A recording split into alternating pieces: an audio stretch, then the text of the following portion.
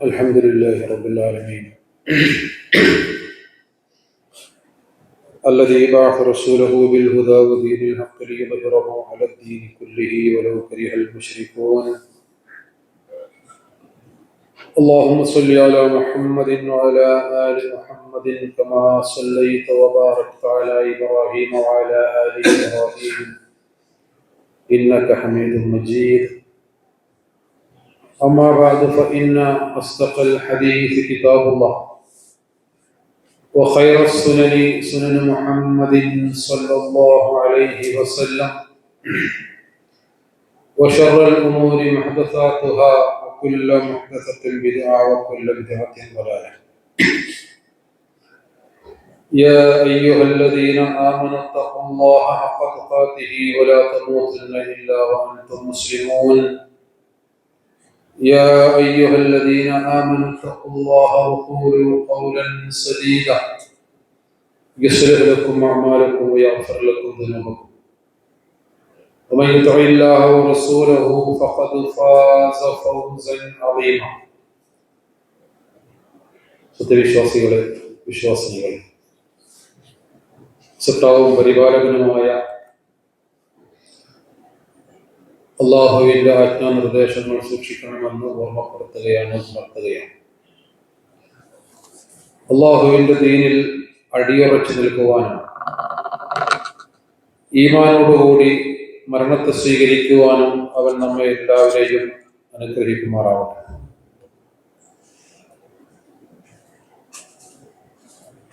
ഒരു വർഷം അതിന്റെ അവസാനത്തിലാണ് നമ്മളിപ്പോൾ ഉള്ളത്. എന്നാണ് നമ്മുടെ ചുമരിൽ ഒരു പുതിയ കലണ്ടർ തൂക്കിയത് എന്ന് ചോദിച്ചാൽ അത് കഴിഞ്ഞ മാസമായിരുന്നു, അല്ലെങ്കിൽ വളരെ കുറച്ചേ ആയിട്ടുള്ളൂ എന്ന് നമ്മളൊക്കെ മനസ്സുകൊണ്ട് അറിഞ്ഞോ അറിയാതെയോ പറയുന്ന രൂപത്തിൽ കാലത്തിന്റെ വേഗത കൂടിയിട്ടുണ്ട്. ഒരുപക്ഷെ പുതിയ കലണ്ടർ നമ്മുടെ ചുമരിൽ തൂങ്ങിക്കഴിഞ്ഞു എന്ന് പറയാം. ക്രിസ്തുവർഷം ലോകത്ത് ഏതാണ്ട് വ്യാപകമായി പിന്തുടരപ്പെടുന്ന ഒരു വർഷമാറ്റമാണ്. മുസ്ലിങ്ങളെ സംബന്ധിച്ച് മുഹറം എന്ന പേരിൽ അറിയപ്പെടുന്ന മാസത്തിൽ തുടങ്ങി ദുൽഹിജ്ജയിൽ അവസാനിക്കുന്ന ഹിജ്രി കലണ്ടർ വേറെയുണ്ട്. അത് പ്രകാരം 1446 വർഷങ്ങളായി. ക്രിസ്തു വർഷപ്രകാരം 2025 കടക്കുകയാണ്. അത് ഈസാ നബി അലൈഹി സ്വലാത്തു വസ്സലാമിന്റെ ജനനവുമായി ബന്ധപ്പെട്ടാണ് ആ വർഷം കണക്കാക്കുന്നത്. AD 2025 എന്ന് പറയാം. AD എന്ന് പറഞ്ഞാൽ അന്നാ ഡോമിനി എന്ന് പറയുന്ന ലാറ്റിൻ പദത്തിന്റെ അർത്ഥം in the year of Lord എന്നാണ്, ക്രിസ്തുവിന്റെ വർഷം. ഇസ്ലാമിക ചരിത്രത്തിൽ ഹിജ്രി കലണ്ടർ തയ്യാറാക്കുന്നതുമായി ബന്ധപ്പെട്ട് നമുക്ക് അങ്ങനെ ഒരു കാലഗണന വേണം എന്ന് സ്വഹാബത്തിനിടയിൽ ചർച്ച വന്നപ്പോൾ പ്രവാചകന്റെ ജനനമോ മരണമോ അറബികൾ അന്നു വരെ കാലഗണനയ്ക്ക് വേണ്ടി കണക്കാക്കിയിരുന്ന ചരിത്ര സംഭവങ്ങളോ ഒന്നും പരിഗണിക്കാതെ ഹിജ്റയെ ആസ്പദിച്ചുകൊണ്ടാണ് വർഷം ആരംഭിച്ചത്. അങ്ങനെയാണ് ഹിജ്രി കലണ്ടർ ഉണ്ടായത്. അതിനു മുമ്പ് ആനക്കലഹ സംഭവത്തെ ഒക്കെ അടിസ്ഥാനമാക്കിയാണ് അവർ കാലഗണന നടത്തിയിരുന്നത്.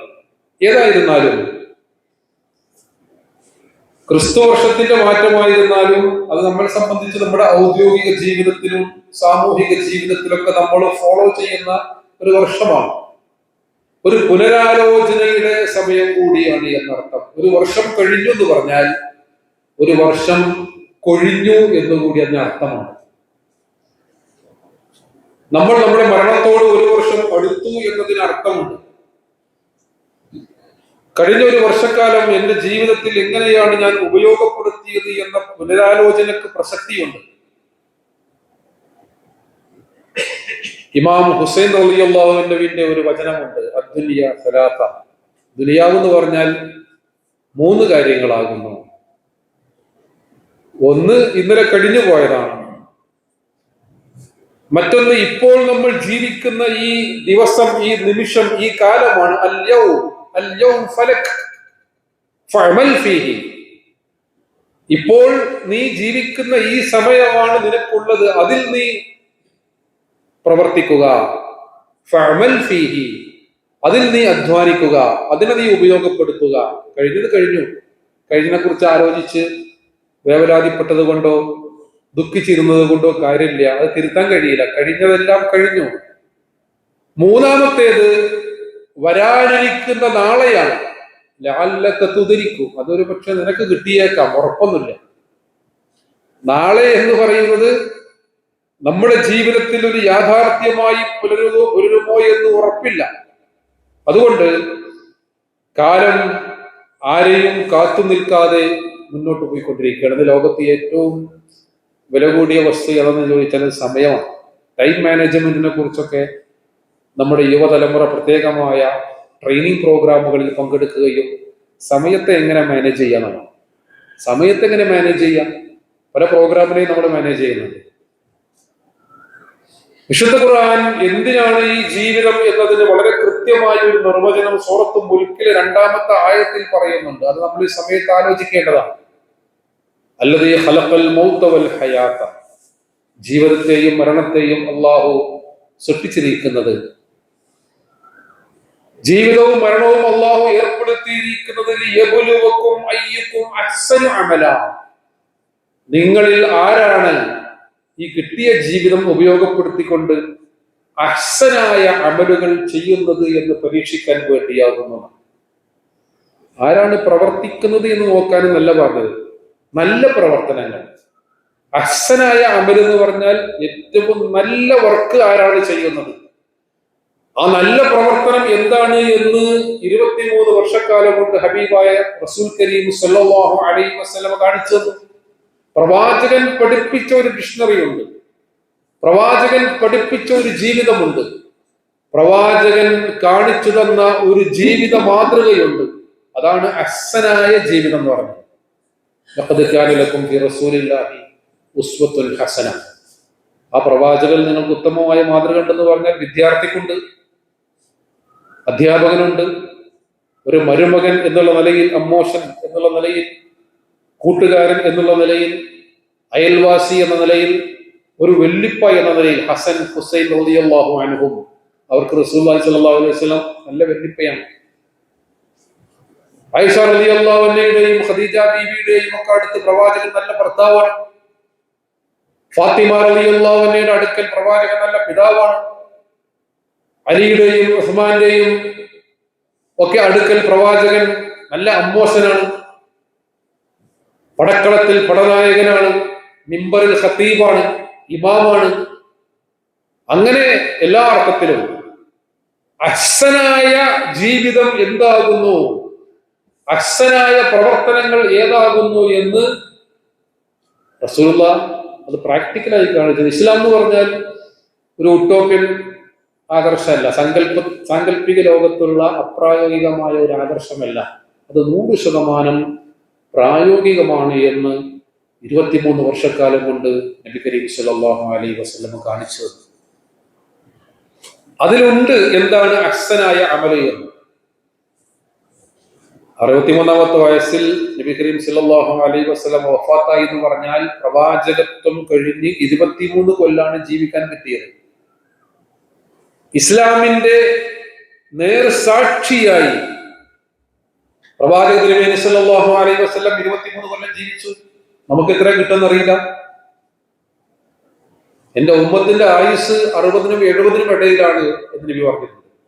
ഉമ്മത്തി മാ ബൈന 60 വ 70. 60-ന്റെ 70-ന്റെ ഇടയിൽ എന്ന് പറഞ്ഞതിന്റെ ആവറേജ് 65ആണ്. 65 വരെ കിട്ടിയാൽ കിട്ടി, ചിലർക്ക് കൂടുതൽ കിട്ടും. അത് ഇസ്തിഗ്ഫാർ നടത്താനൊക്കെ കൂടുതൽ അവസരം കിട്ടും എന്നാണ് നബി സല്ലല്ലാഹു അലൈഹി വസല്ലം. ബോണസാണ്. ഏതായാലും സ്ഥിരമായിട്ട് ആരും ഇവിടെ ജീവിച്ചിരിക്കൂല. അവലോ കാനത്തി ദുനിയാ തദൂമു ലിവാഹിദിൻ വകാന റസൂലുള്ളാഹി ഹയ്യം വബാഖിയ. ആരെങ്കിലും ഈ ലോകത്ത് സ്ഥിരമായി താമസിക്കുമായിരുന്നെങ്കിൽ പ്രവാചകൻ ജീവിച്ചിരിക്കുമായിരുന്നു. കാരണം പ്രവാചകനെ അവസാനം വരെയുള്ള മനുഷ്യന്മാർക്ക് ആവശ്യമുണ്ട്, നമ്മളാർക്ക് അങ്ങനെ ആവശ്യമൊന്നുമില്ല. ആ റസൂലുള്ളാഹി സ്വല്ലല്ലാഹു അലൈഹി വസല്ലം കാലയവനികക്കുള്ളിൽ മറഞ്ഞു. ചരിത്രത്തിന്റെ ഭാഗമായി പ്രവാചകൻ സമയമായപ്പോൾ ഈ ലോകത്തോട് യാത്ര പറഞ്ഞു. ഇദാ ജാഅ നസ്റുല്ലാഹി വൽ ഫത്ഹ് റഅയ്ത അൻ-നാസ യദ്ഖുലൂന ഫീ ദീനില്ലാഹി അഫ്വാജ ഫസബ്ബിഹ് ബിഹംദി റബ്ബിക വസ്തഗ്ഫിർഹു ഇന്നഹു കാന തവ്വാബ എന്ന് പറയുന്ന വിശുദ്ധ ഖുർആനിലെ സൂറത്തുൻ നസ്ർ അവതരിപ്പിച്ചപ്പോൾ സ്വഹാബികളൊക്കെ അതിൽ നിന്ന് വായിച്ചെടുത്തു. റസൂലുള്ളാഹി പോകാൻ സമയമായിരിക്കുന്നു, അള്ളാഹുവിന്റെ വിജയവും സഹായവും ആസന്നമായാൽ കൂട്ടകൂട്ടമായി ആളുകൾ അള്ളാഹുവിന്റെ മതത്തിലേക്ക് വരുന്നത് നീ കാണുകയും ചെയ്താൽ എന്ന് പറഞ്ഞാൽ അർത്ഥം ഇസ്ലാം പൂർത്തിയായി, ആളുകളൊക്കെ ഇസ്ലാമിലേക്ക് കൂട്ടം കൂട്ടമായി വന്നു. അങ്ങനെ ഒരു ഘട്ടം ആസന്നമായാൽ മുഹമ്മദ് നബിയെ ഫസബ്ബിഹ്, നിങ്ങൾ സുബ്ഹാനല്ലാഹ് എന്ന് പറഞ്ഞോളൂ, ബിഹംദി റബ്ബിക വസ്തഗ്ഫിർഹു, അള്ളാഹുവിന് ഹംദും തസ്ബീഹും അതേപോലെ അവന്റെ നാമത്തെ വാഴ്ത്തിയും വസ്തഗ്ഫിർഹു പാപമോചനം തേടുകയും ചെയ്യുക. ഈ സൂറത്ത് ഇറങ്ങിയപ്പോൾ സഹാബികൾക്ക് മനസ്സിലായി പ്രവാചക നിയോഗത്തിന്റെ ലക്ഷ്യം പൂർത്തിയായിരിക്കുന്നു, പ്രവാചകൻ യാത്ര പോകാൻ സമയമായിരിക്കുന്നു. സഹാബികൾ റസൂലുള്ളാഹിയുടെ അടുത്തേക്ക് ഓടി വന്നു, നബിയെ നിങ്ങൾ മരിക്കാൻ പാടില്ല, പകരം ഞങ്ങളെ തരാം, ഞങ്ങളുടെ കുടുംബങ്ങളെ തരാം എന്ന് പറഞ്ഞു നാം. പക്ഷെ ആ റസൂലുള്ളാഹിയും യാത്രയായി. അതുകൊണ്ട് സഹോദരങ്ങളെ, നല്ല കാര്യങ്ങൾ ചെയ്യുവാൻ അള്ളാഹു എത്ര അവസരം നൽകുന്നു. 2025 വരാനിരിക്കുന്ന ഒരു റമദാൻ, വരാനിരിക്കുന്ന ഒരു ഹജ്ജ്, വരാനിരിക്കുന്ന പെരുന്നാൾ ആഘോഷങ്ങൾ, എന്തിനേറെ ഈ വെക്കേഷൻ കഴിഞ്ഞ് നമ്മുടെ വിദ്യാലയങ്ങൾ തുറക്കുമ്പോൾ അവിടെ നമ്മൾ ഉണ്ടാവുന്ന ഉറപ്പ് പറയാൻ കഴിയില്ല. അത്രമേൽ അനിശ്ചിതമായ ഒരു ജീവിതമാണ് നമ്മുടെ മുമ്പിലുള്ളത് എന്ന തിരിച്ചറിവ്, ആ തിരിച്ചറിവിന്റെ അടിസ്ഥാനത്തിലാണ് വിശുദ്ധ ഖുർആൻ 103-ാമത്തെ സൂറത്തായ സൂറ അൽ നസ്റിൽ പറഞ്ഞത്, വൽ അസ്ർ, കാലം തന്നെയാണ് സത്യം. പ്രവാചകന്മാരെ കണ്ട കാലം, നമ്മളെക്കാൾ ശക്തവാന്മാരും ബുദ്ധിമാന്മാരും ക്ഷമതയും ഉണ്ടായിരുന്ന സമൂഹങ്ങളെയും ജനപദങ്ങളെയും അധികാരമുണ്ടായിരുന്ന രാജാക്കന്മാരെയും ഒക്കെ കണ്ടത് കാലം. കാലം എല്ലാവരെയും കണ്ടിട്ടുണ്ട്. ആദം നബി അലൈഹി ഇസ്ലാം മുതൽ ഇന്ന് പിറന്നു വീഴുന്ന കുട്ടി വരെ കാലം അതിനെല്ലാം സാക്ഷിയാണ്. ഫറോവയും ഹാമാനും ഖാറൂനും ഉലുൽ അസ്മുകളിൽപ്പെട്ട പ്രവാചകന്മാരായ നൂഹ് നബി അലൈഹി ഇസ്ലാമും മൂസാ നബിയും ഈസാ നബിയും മുഹമ്മദ് നബി സല്ലല്ലാഹു അലൈഹി വസല്ലമയും ഇബ്രാഹിം നബിയും ഇവരൊക്കെ കാലം കണ്ടിട്ടുണ്ട്. പല സംസ്കാരങ്ങളും തകർന്നടിഞ്ഞു, പല സംസ്കാരങ്ങളും ഉയർന്നു വന്നു, പല ധിക്കാരികളെയും കണ്ടു. ഈമാനിന്റെ ഉത്തുംഗതയിൽ ജീവിച്ച പ്രവാചകന്റെ ആദ്യ നൂറ്റാണ്ട് കാലത്തെ ആളുകളെ കണ്ടു, സഹാബാക്കിറാമിനെ കണ്ടു. ഈ കാലത്തെ സാക്ഷി നിർത്തിയിട്ട് പഠിച്ചവൻ പറയാണ്, കാലപ്പം നമ്മൾ കാണുന്നുണ്ട്, നമ്മുടെ പ്രവർത്തനങ്ങൾക്കെല്ലാം കാലം സാക്ഷിയാണ്. ഒരു ചാക്രിക ചലനത്തിന്റെ ഭാഗമായി നമ്മളും നാളെ ചരിത്രത്തിന്റെ ഭാഗമായി പുതിയ തലമുറ വരും. ഇന്നൽ ഇൻസാന ലഫീ ഖുസ്ർ, മനുഷ്യന്മാരൊക്കെ നഷ്ടത്തിലാണ്. എല്ലാവരും ഭയങ്കര ഓട്ടത്തിലാണ്, പക്ഷെ ഒക്കെ നഷ്ടത്തിലാണ്. ഇല്ലല്ലദീന ആമനൂ വഅമിലുസ് സ്വാലിഹാത്തി വതവാസൗ ബിൽ ഹഖ് വതവാസൗ ബിസ്സബ്ർ. സത്യത്തിന് വേണ്ടി നിലകൊള്ളുക, സത്യം കൊണ്ട് ഉപദേശിക്കുക, ക്ഷമക്ക് വേണ്ടി നിലകൊള്ളുക, ക്ഷമ കൊണ്ട് ഉപദേശിക്കുക. ഇവിടെ നിങ്ങൾ ഒരു പുതിയ കൂട്ടായ്മയുണ്ടാക്കി, ഒരു ജുമുഅ തുടങ്ങി, അത് വിപുലീകരിക്കാൻ ഉദ്ദേശിച്ചുകൊണ്ട് അവിടെ സത്യം കൊണ്ട് ഉപദേശിക്കുന്ന പറഞ്ഞാൽ എന്താ, ഈ ശബ്ദം കേൾക്കുവാൻ അങ്ങനെ ഒരു നിമിത്തമായി കുറച്ചാളുകൾ തുടങ്ങി വെക്കുകയാണ്. അതിങ്ങനെ പടർന്ന് പന്തലിച്ച് വളർന്ന് വികസിച്ച് 50 ആളായി 100 ആളായി. നാളെ നമ്മൾ ഈ ഭൂമിയിൽ ഇല്ലാത്ത ഒരു സമയത്ത് നമുക്ക് വേണ്ടി പ്രാർത്ഥിക്കാൻ 4 ആളുകൾ, നമ്മൾ തുടങ്ങി വെച്ച നന്മയുടെ പാതയിൽ ഒരു 100 ആളുകൾ 200 ആളുകൾ, കുറെ മനുഷ്യന്മാർ, കുറെ കുടുംബങ്ങൾ, അങ്ങനെ കുറെ ആളുകൾ കാര്യങ്ങൾ പഠിക്കുന്നു, മനസ്സിലാക്കുന്നു. നാളേക്ക് വേണ്ടി സമ്പാദിക്കാൻ. എന്തിനാ എല്ലാവരും തിരക്ക് പിടിച്ചു ഓടുന്നത്? നാളേക്ക് വേണ്ടി സമ്പാദിക്കാനാണ്, ഭാവി സുരക്ഷിതമാക്കാനാണ്, വരാനിരിക്കുന്ന ജീവിതത്തിൽ കഷ്ടപ്പാടുകൾ ഇല്ലാതിരിക്കാനാണ്. ഇസ്ലാം അത് കുറച്ചുകൂടി ദീർഘവീക്ഷണത്തോടു കൂടി പറഞ്ഞു. നാളെ എന്ന് പറഞ്ഞാൽ എന്താ? നാളെ എന്ന് പറഞ്ഞാൽ ശരിക്കും ആരംഭിക്കുന്നത് മരണത്തോടു കൂടിയാണ്.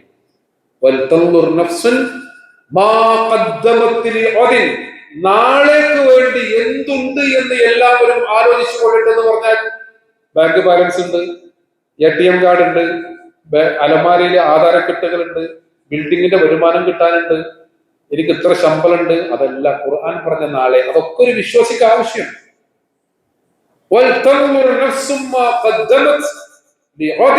നാളെ എന്നാ ഖുർആൻ പ്രയോഗിച്ചത്. ഞാൻ മരിച്ചാൽ എന്റെ നാളെ. അവിടെ എന്തുണ്ട് എന്ന ചോദ്യത്തിന്റെ ഉത്തരമാണ് ഇതൊക്കെ ഉണ്ടാവുമെന്ന് പറഞ്ഞാൽ. നല്ല തുടക്കങ്ങൾ, നല്ല കൂട്ടായ്മകൾ, നല്ല പ്രവർത്തനങ്ങൾ. മഹാനായ അമാനി മൗലവി റഹിമഹുല്ലാ 25 വർഷം ചെലവഴിച്ച ഒരു തഫ്സീർ എഴുതി. 960 എഴുതിയിട്ട് 85 വരെ എഴുതി. ലോകത്തിന്റെ അഷ്ടദിക്കുകളിൽ ലക്ഷക്കണക്കിന് മനുഷ്യർ ആ തഫ്സീർ വായിച്ചിട്ട് ഖുർആൻ പഠിക്കണം. എന്താ ഇൻവെസ്റ്റ്മെന്റ് എന്ന് പറഞ്ഞാൽ? ആ വാക്കിന്റെ അർത്ഥം അറിയാത്ത ആരും ഉണ്ടാവില്ല. നിക്ഷേപം. അമാനി മൗലവിയുടെ കയ്യിൽ നിക്ഷേപിക്കാൻ പണമുണ്ടായിരുന്നില്ല. പക്ഷെ നാളേക്ക് വേണ്ടി എമ്പാടും അദ്ദേഹം നിക്ഷേപിച്ചു. ഇസ്ലാഹി പ്രസ്ഥാനത്തിലെ പൂർവ്വകാല പണ്ഡിതന്മാർ പലരും ദരിദ്രരായിരുന്നു.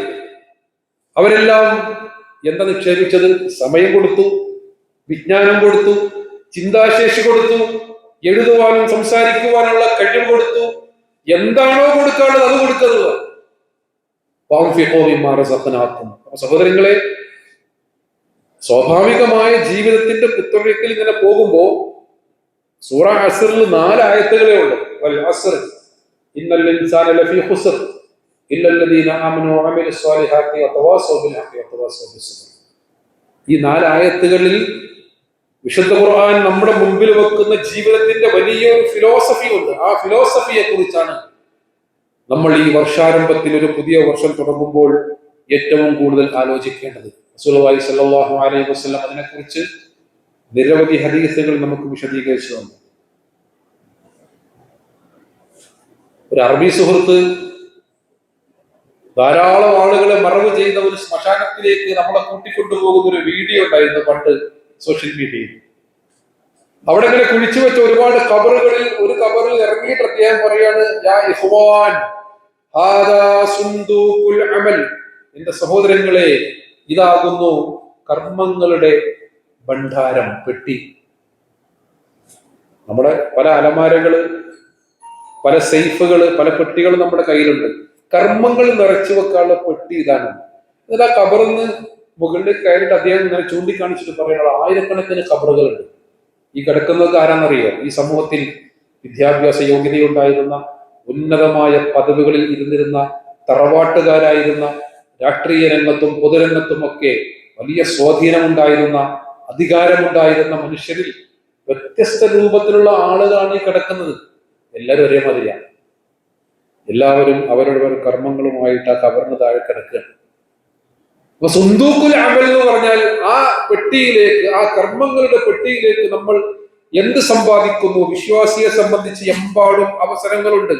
അതാണ് നബി സല്ലല്ലാഹു അലൈഹി വസല്ലം പറഞ്ഞത്, അജബൽ ലി അംരിൽ മുഅ്മിൻ, വിശ്വാസിയുടെ കാര്യം അത്ഭുതമാണ്. ഇന്ന അംറുഹു കുല്ലുഹു ഖൈർ, അവന്റെ കാര്യങ്ങളെല്ലാം അവന് ഖൈറാണ്. വേറാർക്കും ഇല്ല.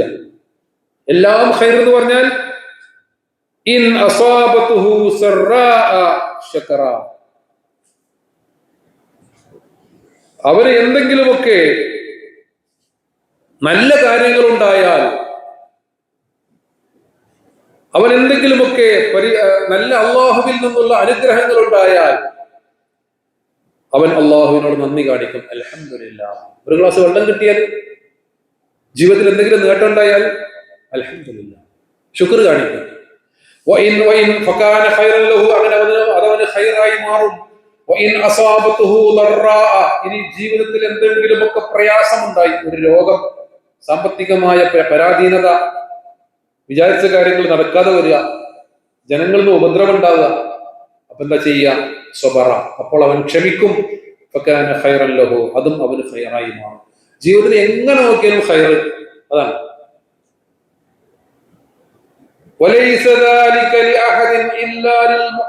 ഇത് ഒരു വിശ്വാസിക്കല്ലാതെ ലഭിക്കുകയില്ല. ഒരു രോഗം വന്ന് നോക്കുക, രോഗം വന്നാല് അവിശ്വാസിക്ക് രോഗം വന്നാലും മാറും, വിശ്വാസിക്ക് രോഗം വന്നാലും മാറും. ചിലപ്പോൾ മാറൂല, ചിലപ്പോൾ സുഖപ്പെടൂല. പക്ഷെ വിശ്വാസിക്ക് രോഗം വന്നാല് അവിശ്വാസി മരുന്ന് കഴിക്കുന്നത് പോലെ അയാളും മരുന്ന് കഴിക്കും. പക്ഷെ അതിന്റെ കൂടെ അയാൾ പ്രാർത്ഥിക്കും, അയാൾ ക്ഷമിക്കും, അത് അയാൾക്ക് ഗുണകരമായി മാറും. വിശ്വാസിക്ക് രോഗം വന്ന് മാറുന്നതോടുകൂടി അയാൾക്ക് പരലോകത്തേക്കുള്ള കുറേ സമ്പാദ്യം കിട്ടും. അവിശ്വാസിക്ക് രോഗം വന്നാൽ മാറും, പക്ഷെ പരലോകത്തേക്ക് ഒന്നും ഉണ്ടാവില്ല. കാരണം എന്താ? ഒരു പരലോകത്തിലാണ് വിശ്വസിക്കുന്നില്ല. ഗാന്ധി സ്വർഗത്ത് കടക്കുമോ, മദർദേശ് സ്വർഗത്ത് കടക്കുമോ എന്നൊക്കെ വലിയ ചർച്ചയാണ് ഇപ്പോൾ. അങ്ങനെ പരലോകം ഉണ്ടോന്ന് വിശ്വസിക്കുന്ന ഒരാളെ സംബന്ധിച്ചില്ല ആ ചോദ്യത്തിന് പ്രസക്തിയുള്ളൂ. ഇന്നാണ് സ്വർഗത്തിലാണ് നരകത്തിലാണെന്ന് നമുക്ക് പറയാൻ നമ്മളാരും ഏൽപ്പിച്ചിട്ടില്ല. അത് വേറൊരു വിഷയമാണ്. അപ്പൊ ഇങ്ങനെയല്ല. അപ്പൊ നോക്കൂ, നിങ്ങൾ എല്ലാ രോഗങ്ങൾക്കും നിങ്ങൾ ചികിത്സിക്കുക. റസൂലുള്ളാഹി സ്വല്ലല്ലാഹു അലൈഹി വസല്ലം തദാവൂ ഇബാദല്ലാഹ് ഫഇന്നല്ലാഹ സുബ്ഹാനഹു ലം യഖദാഅൻ ഇല്ലാ വമഅഹു ശിഫാഅൻ. അല്ലാഹു ഒരു രോഗത്തിനും മരുന്ന് ഇറക്കാതെയില്ല. ഒരൊറ്റതിന് മാത്രമേ മരുന്നില്ലാത്തതുള്ളൂ. ഇല്ലൽ ഹറം, വാർദ്ധക്യം ബാധിക്കുന്നതിന് മരുന്നില്ല. കുറച്ചൊക്കെ മുടി കറപ്പിച്ച് മരുന്നൊക്കെ കുടിച്ചിരിക്കാന്നല്ലാതെ അത് സ്വാഭാവികമായും വരും. ബാക്കി എല്ലാത്തിനും മരുന്നുണ്ട്. ആ ചികിത്സിക്കുന്നതിന് പോലും പ്രതിഫലം. രോഗം വന്നിട്ട് ഒരു വേദന സഹിക്കുന്നതിന് പോലും പ്രതിഫലം, പ്രാർത്ഥിക്കുന്നതിന് പോലും പ്രതിഫലം. അതാണ് ഈ വിശ്വാസത്തിൽ കരുത്തെന്ന് പറഞ്ഞാൽ. അതാണ് നബി സല്ലല്ലാഹു അലൈഹി വസല്ലം പറഞ്ഞത്, ഈമാനിന്റെ മധുരം എന്ന് പറഞ്ഞാൽ മൻ റളിയ ബില്ലാഹി റബ്ബൻ വബിൽ ഇസ്ലാമി ദീനൻ വബിമുഹമ്മദിൻ സ്വല്ലല്ലാഹു അലൈഹി വസല്ലം റസൂല. ഈമാനിന്റെ മധുരം എന്ന് പറഞ്ഞാൽ എന്താ? ഒരാള് അള്ളാഹുവിനെ റബ്ബായി കണ്ടു, ഒക്കെ പടച്ചവനിൽ തവക്കുലാക്കുക. എന്ത് വന്നാലും പടച്ചവന്റെ തീരുമാനം. പടച്ചവന്റെ തീരുമാനം എന്ന് പറഞ്ഞ് മിണ്ടാതിരിക്കുക എന്നുള്ളതല്ല. ജീവിതത്തിൽ എന്തും അള്ളാഹുവിന്റെ തീരുമാനമാണ്. വബിൽ ഇസ്ലാമി ദീനൻ, ഇസ്ലാമിനെ ദീനായി അംഗീകരിക്കുകയും മുഹമ്മദിൻ സ്വല്ലല്ലാഹു അലൈഹി വസല്ലം റസൂല, നബി സ്വല്ലല്ലാഹു അലൈഹി വസല്ലം റസൂലായി അംഗീകരിക്കുകയും ചെയ്താൽ അയാൾ ഈമാനിന്റെ മധുരം അനുഭവിച്ചു. സഹോദരങ്ങളെ, ഞാൻ അവസാനിപ്പിക്കണം. അതുകൊണ്ട് ഈ ലിബറൽ കാലത്ത് വിശുദ്ധ ഖുർആനിൽ നിന്ന് ഒരു നന്മയെങ്കിലും ഉദ്ധരിക്കാൻ നിങ്ങൾക്ക് കഴിയുമോ എന്നാണ് കഴിഞ്ഞ ആഴ്ച കേരളത്തിൽ ആൾ ചോദിച്ചത്. ഒരു നന്മയെങ്കിലും ഖുർആൻ എന്ന് പറയാൻ പറ്റുമോ? ഖുർആൻ മുഴുവൻ നന്മയാണ്. അയൽവാസികളോടുള്ള ബന്ധം, ഭാര്യാഭർത്താക്കന്മാർ തമ്മിലുള്ള കടപ്പാടുകൾ, പ്രായം ചെന്നവരെ ബഹുമാനിക്കുകയും അവരെ സേവിക്കുകയും ചെയ്യുന്നതിന്റെ പ്രാധാന്യം, യതീമിനെ ആദരിക്കുവാൻ, അതിഥിയെ ആദരിക്കുവാൻ, അയൽവാസിയെ, അവിടെ റസൂലുള്ളാഹി പ്രയോഗിച്ച പദം ഫൽയുക്രിം ജാറഹു ഫൽയുക്രിം ലൈഫഹു എന്നൊക്കെയാണ്. അതിഥിയെ പരിഗണിക്കണം എന്നല്ല, അവരെ ആദരിക്കണം, അയൽവാസിയെ ആദരിക്കണം. വിധവകളെ സേവിക്കുന്നവൻ, വിധവകൾക്ക് വേണ്ടി പ്രവർത്തിക്കുന്നവൻ അള്ളാഹുവിന്റെ മാർഗത്തിൽ ധർമ്മസമരം ചെയ്തവനെ പോലെയാണ്. ഖുർആൻ പറഞ്ഞ നന്മകൾ എഴുതിയാലും എഴുതിയാലും തീരൂല. ഖുർആൻ ഒരു പ്രാവശ്യം പോലും വായിച്ചൊക്കാത്ത ആളുകളാണ് ഇമ്മാതിരി മണ്ടൻ ചോദ്യങ്ങൾ ചോദിക്കുന്നത്. വേറെ ഒരു വലിയ രാഷ്ട്രീയ നേതാവ് കഴിഞ്ഞ വാരം കേരളത്തിൽ പ്രസംഗിച്ചത് ആർട്ടിഫിഷ്യൽ ഇന്റലിജൻസിന്റെ കാലമാണ്, മനുഷ്യന്മാരുടെ ലൈഫ് എക്സ്പെക്ടൻസി ഒക്കെ കൂടി വരികയാണ്, ഇനി 100 വർഷവും 125 കൊല്ലവും 150 കൊല്ലമൊക്കെ ആയുസാവാൻ പോവാണ്. ആ കാലത്തൊക്കെയാണ് ഈ സ്വർഗവും നരകവും എന്ന് പറഞ്ഞ് കുറെ ആൾക്കാർ നടക്കണമെന്ന്. മനുഷ്യന്മാരെ ആയുസ് 10 കൊല്ലം 20 കൊല്ലം കൂടി എന്നതുകൊണ്ട് സ്വർഗ നരകങ്ങളുടെ പ്രസക്തി ഇല്ലാതാവോ? എന്തൊരു മണ്ടൻ ചോദ്യമാണിത്. വലിയൊരു ബുദ്ധിജീവിയായിട്ടുള്ള ആൾ ചോദിച്ചതാണ്. അതാണ് ഈ ലിബറൽ കാലഘട്ടത്തിന്റെയും ഇസ്ലാം വിമർശനത്തിന്റെയും പ്രവാചക വിമർശനത്തിന്റെയും ഒക്കെ കാലഘട്ടത്തിൽ നമ്മൾ ആലോചിക്കേണ്ട ഒരൊറ്റ കാര്യം കൂടി ഞാൻ സൂചിപ്പിക്കുകയാണ്. വിശുദ്ധ ഖുർആൻ പറഞ്ഞ നന്മകളെ കുറിച്ച്, വിശുദ്ധ ഖുർആൻ പരിചയപ്പെടുത്തിയ പരലോക ജീവിതത്തെ കുറിച്ച് നമ്മുടെ സമൂഹത്തിന് അറിയോ? അറിയില്ല എന്നതിന് തെളിവാണ് ഈ ചോദ്യങ്ങളൊക്കെ. അറിയില്ല എന്നതിന് തെളിവാണ് ഈ നിരർത്ഥകമായ വിമർശനങ്ങളെല്ലാം. വിശുദ്ധ ഖുർആൻ പരിചയപ്പെടുത്തിയ സ്വർഗ നരകങ്ങൾ മുസ്ലിം സമൂഹത്തിന് അറിയോ? ഖുർആനിൽ വന്ന സ്വർഗവുമായി ബന്ധപ്പെട്ട ആയത്തുകളൊക്കെ ഞാൻ വായിച്ചിട്ടുണ്ട് എന്ന് ആത്മാഭിമാനത്തോടെ പറയാൻ കഴിയുന്ന എത്ര മുസ്ലിങ്ങളുണ്ട്? വിശുദ്ധ ഖുർആൻ നരകവുമായി ബന്ധപ്പെടുത്തി പറഞ്ഞ ആയത്തുകളൊക്കെ ഒരു തവണയെങ്കിലും ഞാൻ വായിച്ചിട്ടുണ്ട്. വിശുദ്ധ ഖുർആൻ നാളെ പരലോകത്ത് വിചാരണയുമായി ബന്ധപ്പെടുത്തി പറഞ്ഞ കാര്യങ്ങളൊക്കെ ഒരാവർത്തിയെങ്കിലും ഞാൻ വായിച്ചിട്ടുണ്ട് എന്ന് പറയാൻ കഴിയുന്ന മുസ്ലിങ്ങൾ എത്ര ഉണ്ടാവും? നമ്മളിൽ എത്ര പേരുണ്ട്? ആലോചിക്കേണ്ട വിഷയമാണ്. അപ്പൊ എത്തിയിട്ടില്ല, ഇതൊന്നും ആർക്കും എത്തിയിട്ടില്ല. മുസ്ലിം മഹല്ലുകളുടെ കാര്യം അതിലേറെ കഷ്ടമാണ്. ഒരു തവണ നിർബന്ധമായും 17 പ്രാവശ്യം പാരായണം ചെയ്യുന്ന ഫാത്തിഹയിൽ പറഞ്ഞത് എന്താണ് എന്ന് കേരളത്തിലെ 80% മുസ്ലിങ്ങൾക്കും അറിയുകയില്ല എന്നാണ് എന്റെ ഒരു നിരീക്ഷണം. ഞാൻ പഠിപ്പിക്കുന്ന സ്ഥാപനത്തിൽ 90% മുസ്ലിം കുട്ടികളാണ്. ഞാൻ നടത്തിയ എന്റെ ഒരു മൗനമായ സർവേ ഉണ്ട്, അഭിപ്രായം ചോദിച്ചതൊന്നല്ല. വിശുദ്ധ ഖുർആനിൽ നിന്ന് സാധാരണ പാരായണം ചെയ്യാത്ത ഒരു പേജ് അങ്ങോട്ട് മറിച്ചിട്ട് കൊടുത്താൽ തെറ്റുകൂടാതെ ഓതാൻ കഴിയുന്ന കുട്ടികളുടെ എണ്ണം 5%. ആ കുട്ടിക്ക് നിങ്ങൾ മാത്തമാറ്റിക്സിൽ ഒരു പ്രോബ്ലം കൊടുത്തു നോക്കൂ, 10 പേജുള്ള ഉഷാറായിട്ട് ചെയ്യും. 40 വരെയുള്ള ഒരു പാട്ട് പാടാൻ പറഞ്ഞു നോക്കൂ, സുഖമായിട്ട് പാടും. ഏതെങ്കിലും കോമ്പറ്റീഷനിൽ പങ്കെടുക്കാൻ പറഞ്ഞു നോക്കൂ, 1ാം സ്ഥാനം വാങ്ങും. ബന്ധമില്ല. അപ്പൊ ഈ ഉമ്മത്തിനെ തിരിച്ചു വിളിക്കാനുള്ള ഒരു വലിയ ബാധ്യത എങ്ങോട്ട്? വിശുദ്ധ ഖുർആനിലേക്ക്, അഹ്സനായ അമലുകളിലേക്ക്. അതാണ് നമ്മൾ ഇതേപോലെ തൃശ്ശൂർക്കാരിപ്പോ ഒരു അങ്ങനെയുള്ള സംരംഭങ്ങളെ കുറിച്ചൊക്കെ ആലോചിക്കുന്നത് പറഞ്ഞാൽ, ഞാൻ നേരത്തെ പറഞ്ഞ അഹ്സനായ അമലുകൾ, വിശുദ്ധ ഖുർആൻ ഇസ്ലാം പരിചയപ്പെടുത്തിയ പ്രാർത്ഥനകൾ, വിശുദ്ധ ഖുർആനിൽ പറഞ്ഞ പ്രാർത്ഥനകൾ, വിശുദ്ധ ഖുർആനിൽ പറഞ്ഞ പ്രാർത്ഥനകൾ ഏതൊക്കെയാണ്? ഖുർആൻ പറഞ്ഞ കുറെ പ്രാർത്ഥന ഉണ്ടല്ലോ. പലപ്പോഴും ആ പ്രാർത്ഥനകളിൽ എല്ലാ പ്രാർത്ഥനകളും നമുക്ക് കാണാതെ അറിയാം, എനിക്കറിയാം, ആലോചിക്കേണ്ട വിഷയമാണ്.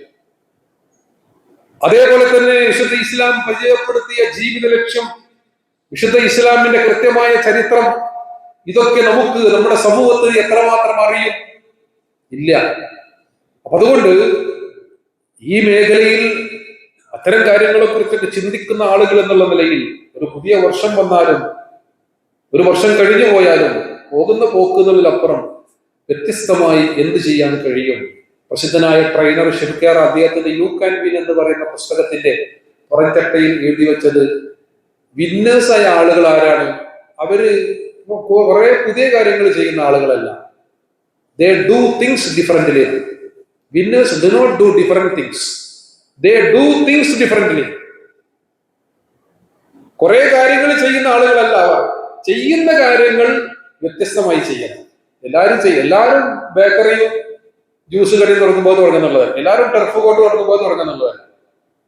ബിസിനസ് മേഖലയിൽ അങ്ങനെയാണല്ലോ, പേസ്റ്റ് ആൻഡ് കോപ്പി ചെയ്യുന്നത് പോലെ മതരംഗത്ത് കേരളത്തിലെ മുസ്ലിം മതസംഘടനകളും മഹല്ലുകളും ഒക്കെ പരമ്പരാഗതമായി ചെയ്യുന്ന കുറേ കാര്യങ്ങളുണ്ട്. അത് ചെയ്യാൻ ഇഷ്ടം പോലെ ആളുണ്ട്.